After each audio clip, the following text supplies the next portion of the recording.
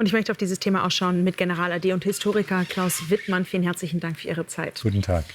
Die Diskussion, die gibt es seit 2 Jahren, seit dieser Sabotage. In Ihren Augen, wer hat ein starkes Motiv, jetzt wo es auch den ersten Haftbefehl tatsächlich gegen einen Ukrainer gibt?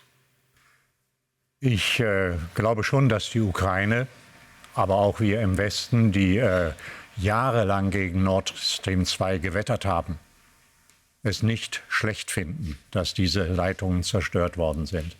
Aber darüber hinaus kann ich nicht mehr spekulieren, als alle, die heute in ihrem Sender schon dazu Stellung genommen haben. Dieses Attentat am 26.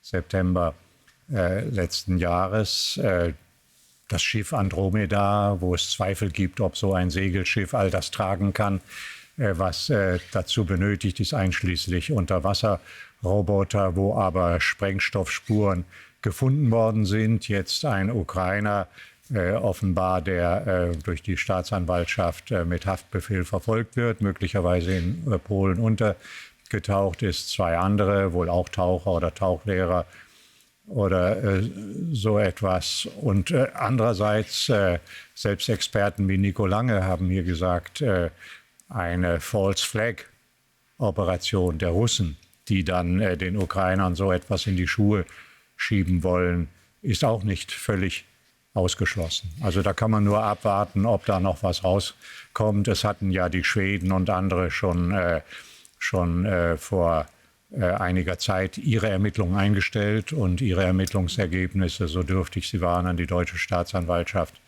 übergeben. Das müssen wir jetzt abwarten. Das Ganze ist natürlich weiterhin zu betrachten im Umfeld des Ukraine-Krieges. Ja. Sollte es dort am Ende jetzt die Anzeichen oder sogar die Beweise geben, dass die ukrainische Regierung davon wusste oder daran beteiligt war, glauben Sie, das wird Auswirkungen auf die Unterstützung des Westens, vor allem Deutschlands, haben im jetzigen Krieg? Das fände ich sehr töricht. Also wenn es die Ukrainer waren, die jetzt in Verdacht sind, ist immer noch die Frage, haben die das so wie manche anderen Sabotageorganisationen, die der Ukraine helfen wollen, auf eigene Faust gemacht? Haben sie es im Auftrag der ukrainischen Regierung gemacht? Und selbst wenn Letzteres der Fall wäre, dann würde man vielleicht etwas kritisch die Augenbrauen hochziehen und die Stirn runzeln.